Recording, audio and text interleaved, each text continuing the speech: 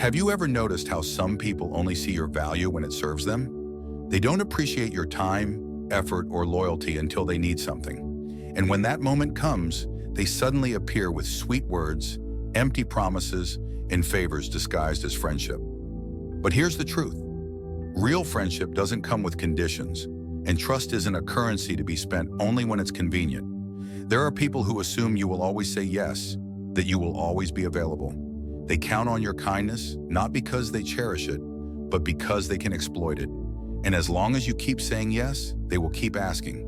But what happens when you say no? What happens when you stop granting their endless favors? That's when their true intentions are revealed. It's like a well in the middle of a village. Day after day, people come to it, taking water, relying on it, never stopping to appreciate its existence. They assume the water will always be there, endlessly flowing, ready to quench their thirst. But when the well runs dry, only then do they realize what they've lost. Suddenly, their gratitude appears, but only because their source of convenience has vanished. Or think of a fire on a cold night. People gather around, warmed by its glow, comforted by its presence.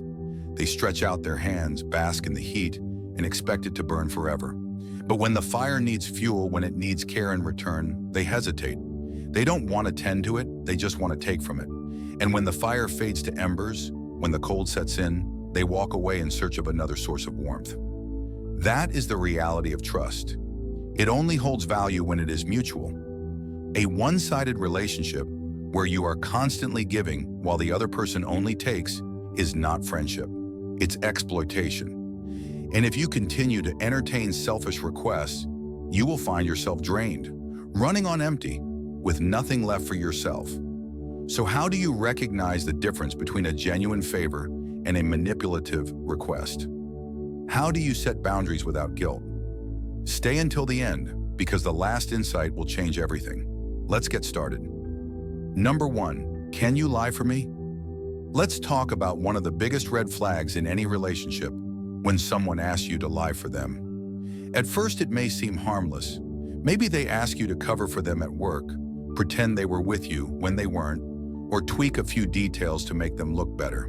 They brush it off with lines like, "It's just a little white lie," or "Come on, it's not a big deal." But here's the uncomfortable truth. Anyone who asks you to compromise your integrity will have no problem doing the same to you when it benefits them. Lying for someone isn't just about protecting them. It's about putting your own reputation, values, and even your future at risk. The moment you agree, you become part of their deception. And here's where it gets dangerous.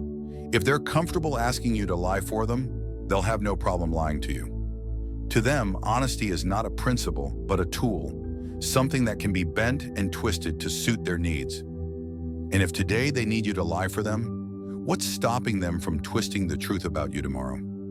This is where Stoic wisdom becomes invaluable. The Stoic philosopher Epictetus once said, "What is right is not always popular, and what is popular is not always right." The Stoics believed in living with integrity, regardless of how inconvenient or uncomfortable it may be. To them, a virtuous life was one built on unwavering principles, not shifting circumstances. When someone asks you to lie, they are testing your boundaries. If you say yes, they learn that you're willing to bend your morals for their sake. And the more you allow it, the further they'll push. What starts as a small, seemingly insignificant lie can quickly escalate into something far more serious. Let me share a story. A guy I know, let's call him Jake, had a friend who frequently asked for small favors. It started with minor things. "Hey, just tell them I wasn't feeling well." Or, "Can you say I sent that email even though I forgot?" At first, Jake didn't think much of it. After all, they were small lies, nothing that seemed to cause harm. But over time, the requests escalated. His friends started asking for bigger cover-ups, small deceptions turning into major ethical compromises. Then one day, his friend asked him to cover up a serious mistake at work, something that could have gotten others in trouble or even cost someone their job. That was when it hit Jake. This wasn't about helping a friend. This was about being used. And the worst part? When Jake finally refused to lie, his so-called friend turned on him, calling him disloyal and unsupportive. That's when he realized something crucial. People who ask you to lie for them will never truly respect you. They don't value you as a person. They only value what they can get from you. So what do you do when someone asks you to lie for them? 1. Set a firm boundary. The moment someone asks you to lie, shut it down. Immediately. No explanations, no debates. Just a simple, I don't do that. You don't need to justify your integrity to anyone. 2. Pay attention to their reaction. If they respect your decision, it means they may have just been careless and will think twice before asking again. But if they pressure, guilt trip, or manipulate you into compliance, that's a clear sign they don't respect you. They only care about what they can gain from you. 3. Recognize that losing someone who relies on deception isn't a loss, it's a blessing. You don't need people in your life who expect you to sacrifice your principles for their convenience. True friends will never put you in a position where you have to choose between your integrity and their approval. At the end of the day, honest people don't ask you to lie for them. If someone is comfortable dragging you into their dishonesty, you can be sure they wouldn't hesitate to do the same to you. Protect your integrity, because once it's compromised, it's hard to get back. Number 2, can you lend me money with no intention to repay? Let's talk about one of the biggest red flags in human relationships. Someone who borrows money with no intention of repaying it. At first, it might seem harmless. They give you a convincing story, telling you they're just in a tough spot and need a little help. They promise to pay you back soon, maybe even throw in a reassuring, "You know I got you next time," or "I would do the same for you." But here's the problem. It's not about the money, it's about their character. Borrowing without a sense of responsibility shows entitlement. It means they see your generosity as something they deserve rather than something they should respect.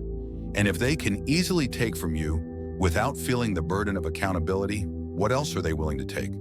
Because the truth is, when someone borrows with no guilt about never paying it back, they're revealing something much deeper. They don't value fairness, and they don't value you. At its core, this isn't about finances.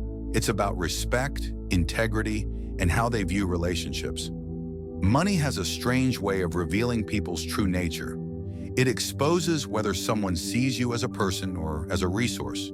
This is where Stoic wisdom comes in. Seneca once said, "A loan creates an enemy." Why? Because when money enters a relationship, it changes the dynamic. Suddenly, the person who borrowed feels guilt or resentment. Instead of appreciating your help, they start avoiding you.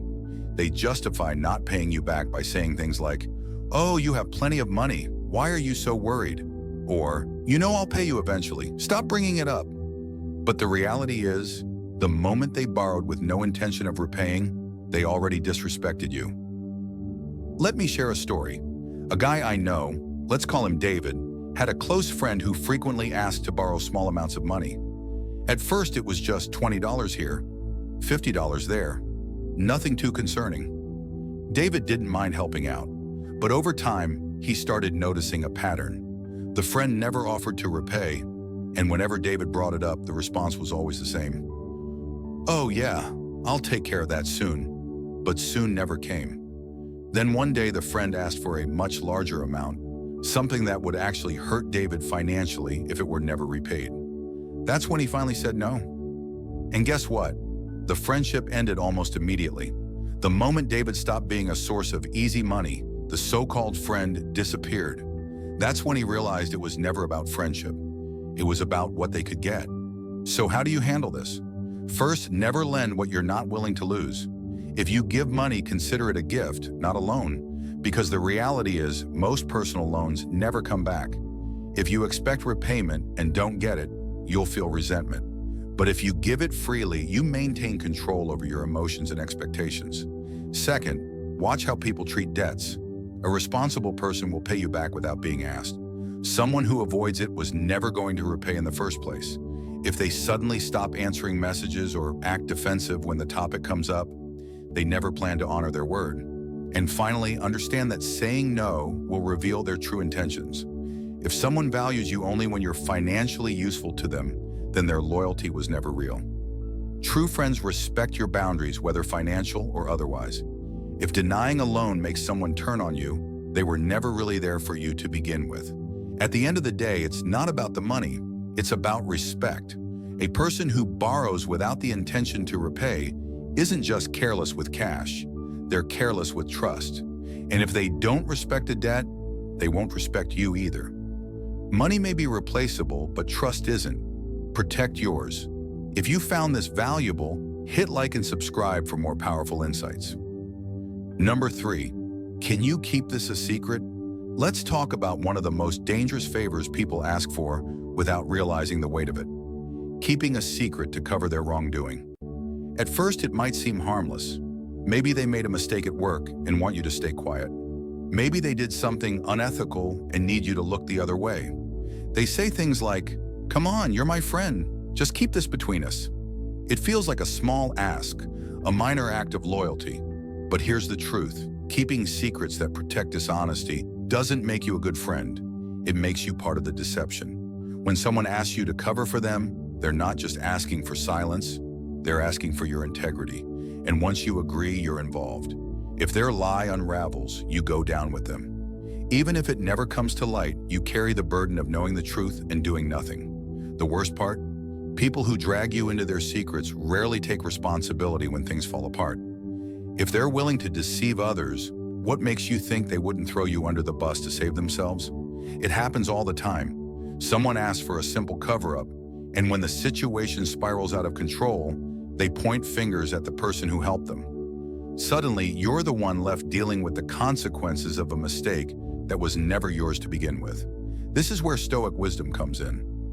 Marcus Aurelius once said, "Silence becomes cowardice when occasion demands speaking the whole truth." That means staying quiet in situations where the truth is necessary isn't just harmless, it's a form of betrayal. The Stoics believe that truth and integrity are the foundation of a strong character. If you allow someone to pull you into their deception, you're compromising your own values for the sake of their mistakes. And once you do it once, they'll keep asking, pushing you deeper into their web of dishonesty. Let me share a story. A woman I know, let's call her Sarah, had a co-worker who asked for a small favor. He had been slacking off on a project and wanted Sarah to tell their manager that he had been working late when he hadn't. He assured her it was just this once. She hesitated, but not wanting to cause conflict, she agreed. It seemed harmless at the time, but a few weeks later, he asked again, this time to cover for a bigger issue. Before she knew it, Sarah was constantly being dragged into his lies. She felt uneasy, but she told herself she was just being a good friend. Then one day, their manager discovered the truth. And guess who got blamed too? Sarah. That's when she learned an important lesson. Protecting someone else's deception never ends well. She thought she was helping, but all she did was put herself at risk. So how do you handle this? First, set a firm boundary. If someone asks you to keep a secret that goes against your integrity, shut it down immediately. A simple "I don't get involved in things like that" is enough.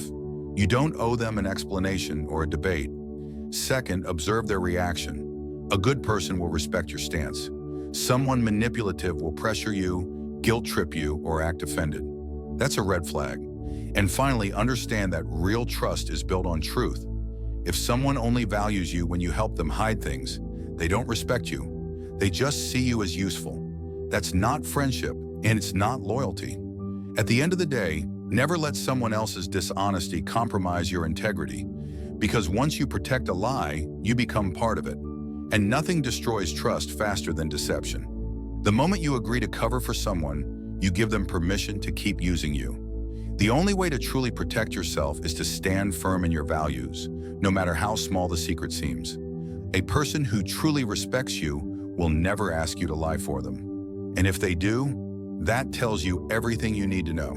Number 4, can you take the blame for me? Let's talk about one of the biggest red flags in human relationships, someone who asks you to take the blame for their mistakes. At first, it might seem minor. Maybe they forgot to do something at work and ask you to cover for them. Maybe they made a social misstep and want you to take the fall. They'll say things like, "Come on, it's just this one time," or "I'd do it for you." But here's the reality. People who avoid accountability will betray you the moment it benefits them. The second you agree to take the blame, you set a dangerous precedent. You become their safety net, and the more they get away with it, the more they'll rely on you to clean up their mess. The worst part? If things spiral out of control, they won't protect you. They'll let you sink while they walk away untouched. They might act grateful at first, but when the time comes to face real consequences, they'll disappear. And if you ever try to call them out, they'll either downplay what they did or turn it around on you, saying things like, "You agreed to it," or "Why are you making a big deal out of this?" That's the mindset of someone who refuses to take responsibility. Instead of learning from their mistakes, they shift the burden onto others, making excuses and finding ways to escape accountability. This is where Stoic wisdom comes in. Seneca once said, "A dishonest man always blames circumstances, never himself." And that's exactly the kind of person who will ask you to take the blame. They refuse to own their actions. They tell themselves that their situation, their bad luck, or even other people are at fault, but never them. If they're comfortable blaming you once, what's stopping them from doing it again? Let me share a story. A guy I know, let's call him Alex, had a coworker who was always finding ways to avoid trouble. One day, this coworker made a major mistake on a project. Instead of owning up to it, he asked Alex to say it was a simple miscommunication between them. Alex, being a good-natured person, agreed, thinking it was harmless.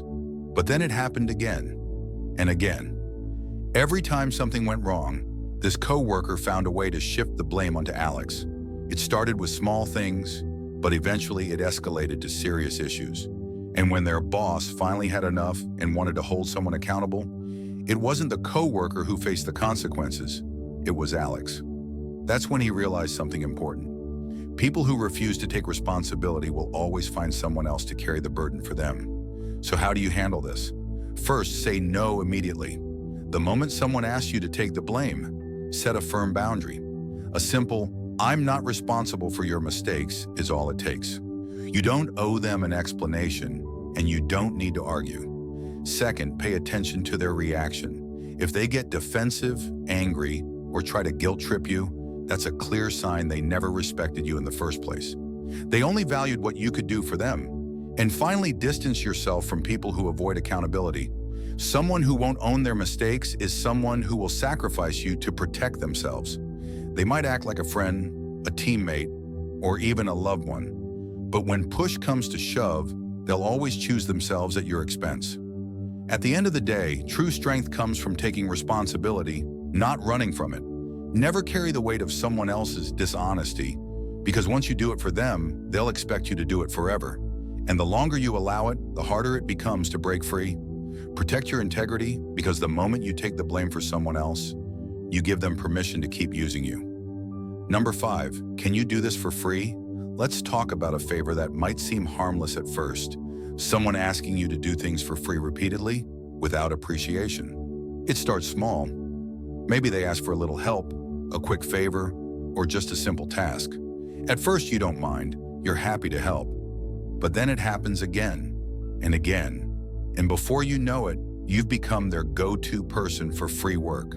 Not because they value you, but because they've realized they can get something from you without giving anything in return. There's a big difference between helping someone and being taken advantage of. If someone truly values you, they will respect your time, effort, and expertise. They won't just take, they'll give back, whether through gratitude, fair exchange, or at the very least acknowledgement. But people who constantly expect you to work for free don't see your effort as something to be appreciated. They see it as something they're entitled to. The problem isn't just that they ask, it's that they assume you should say yes over and over again without ever considering what you need in return. This is where Stoic wisdom comes in. Marcus Aurelius once said, "Do not waste yourself in rejection. Do not throw away your days in useless resentment." What does this mean? It means your energy, time, and talents are valuable, and wasting them on people who don't appreciate them will only lead to frustration. When you keep saying yes to free work for someone who doesn't respect your efforts, you're not being kind. You're allowing yourself to be drained. The more you give without limits, the more they will expect. Let me share a story. A woman I know, let's call her Emily, was a talented graphic designer. A friend asked her for a small logo design, and she happily agreed to do it for free as a favor. Then that same friend asked for another design, and another. Every time it was just one more thing, and every time Emily felt too guilty to say no. But when she finally hinted at charging for her work, the response was, "Wow, I thought we were friends." That's when she realized something important. Real friends respect your skills. Users only respect what they can get from you. So how do you handle this? First, set boundaries. If someone repeatedly asks for free work, kindly but firmly let them know that your time has value. You don't have to be rude or defensive, just clear. A simple, "I'd love to help, but this is what I do for a living" can be enough. Second, watch their reaction. A good person will respect your limits, even if they can't afford to pay you. They'll understand that your work is valuable, but someone who gets upset or tries to guilt trip you was never truly valuing you in the first place. And finally, remember that generosity should be a choice, not an obligation. Helping people is good, but only when it's mutual and appreciated. If someone only comes to you when they need free work, they don't see you as a friend or a professional. They see you as a resource, and that's not someone you should keep around. At the end of the day, your skills, time, and energy are valuable. It's okay to help people, but it's also okay to expect respect and fair treatment in return. If someone only values you when they need free work, they never truly valued you at all. Number 6, can you cover for me? Let's talk about one of the most common ways people take advantage of others, asking you to cover for them. It happens everywhere, at work, in friendships, in relationships. Maybe they forgot to finish an important task and want you to take the fall. Maybe they neglected their responsibilities and expect you to clean up the mess. Or maybe they simply don't want to deal with something, so they push it onto you instead. At first, it might seem like a small favor, just helping out someone who needs it. But over time, you start to realize something. It's not about occasional help. It's about them avoiding responsibility and you being the one who pays the price for it. The truth is, trust is built on responsibility. If someone constantly asks you to cover for them, it means they lack the discipline to handle their own duties. And the more you say yes, the more they'll expect it. What starts as a one-time favor quickly becomes a pattern. They don't see it as you helping them out. They see it as you always being available to fix their problems. And the worst part, if something goes wrong, they won't take the blame. You will. This is where Stoic wisdom comes in. Epictetus once said, "The more we value things outside our control, the less control we have." What does this mean in this situation? It means that you can't control how irresponsible someone else is, but you can control whether or not you allow it to affect you. The more you keep fixing someone else's mistakes, the less control you have over your own time, energy, and peace of mind. Every time you agree to cover for them, you're sacrificing a part of yourself, your reputation, your time, your well-being. And in the end, when things fall apart, they won't be the one who suffers. You will. Let me share a story. A guy I know, let's call him Adam, had a co-worker who always asked for favors. At first, it was small things. "Hey, can you clock me in? I'm running late." Then it became bigger. "Can you finish this report for me? I got busy." Every time Adam helped, thinking he was being a good teammate. But then one day, a major mistake happened on one of the reports. And guess who got blamed? Adam. The co-worker was quick to shift responsibility, saying, "Well, Adam handled that part, not me." That's when Adam realized something important. Covering for someone else's irresponsibility only puts you at risk. So how do you handle this? First, set boundaries. If someone asks you to cover for them, say, "I can't do that." No explanations needed. You don't owe them a reason, and you don't need to feel guilty for protecting yourself. Second, watch their reaction. A responsible person will respect your decision. Someone who gets upset? That's a red flag. It means they were never asking for help. They were expecting you to carry their burden. And finally, remember this. Reliability is a strength, but only when it's not being exploited. At the end of the day, responsibility is not something you can transfer. If someone refuses to handle their own duties, they don't deserve your trust. Cover for yourself, not for people who refuse to do their part. Number 7, can you risk everything while they risk nothing? Let's talk about one of the most dangerous kinds of people, those who expect you to take all the risks while they play it safe. These are the people who will push you to make huge sacrifices. Your time, your money, your reputation, or even your well-being, while they sit comfortably on the sidelines. They'll encourage you with words like, "Trust me, this will be worth it," or "Come on, take one for the team." But when things go wrong, you're the one left dealing with the consequences alone, while they act as if they had nothing to do with it. Here's the truth. If someone asks you to take all the risks while they stay safe, they don't see you as a partner. They see you as a tool. Real friends, real partners, and real allies don't ask you to gamble everything while they contribute nothing. If they truly believed in the risk, they'd take it with you. But instead, they want the reward without the responsibility. They want you to jump into the fire while they watch from a safe distance, and the moment things fall apart, they'll disappear, leaving you to clean up the mess. This is where Stoic wisdom comes in. Seneca once said, "The willing are led by fate, the reluctant are dragged by it." What does this mean in this context? It means that if you allow others to manipulate you into taking all the risks while they sit back, you're not in control of your life. They are. You're being dragged into their plans, their schemes, and their convenience while they stay comfortable. They don't care about the price you pay. And the worst part? People like this never step up when it's their turn to sacrifice. They always have an excuse, always a reason why they can't contribute. But they have no problem watching you struggle. Let me share a story. A guy I know, let's call him Ryan, had a friend who always had big ideas. Business ideas, investment opportunities, risky moves.